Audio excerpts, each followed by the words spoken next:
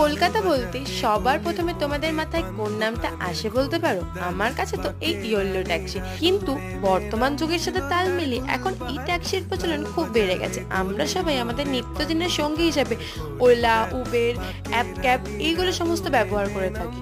কিন্তু এই যে হলুদ ট্যাক্সি একটা সময়কার ইমোশন, সেটাই আমরা ভুলে গেছি। তাই আজ মনে হলো আমার কাজের মধ্যে এই হলুদ ট্যাক্সিকে কোথাও বাঁচিয়ে রাখা যায়। আগে কলকাতা গেলেই হাওড়া স্টেশনের বাইরে থরে থরে দাঁড়িয়ে থাকতো সেই হলুদ ট্যাক্সি, আর সেই হলুদ ট্যাক্সি করে কলকাতা ঘুরে দেখার যে ইমোশনটা, সেটা হয়তো কথায় প্রকাশ করা যাবে না। কিন্তু এখন আর হাতে গোনা কয়েকটা ট্যাক্সি চলতে দেখি রাস্তায়। তাই সেই স্মরণ করে ভাবলাম, ট্যাক্সি না চড়তে পারি, গলায় তো পড়তে পারি।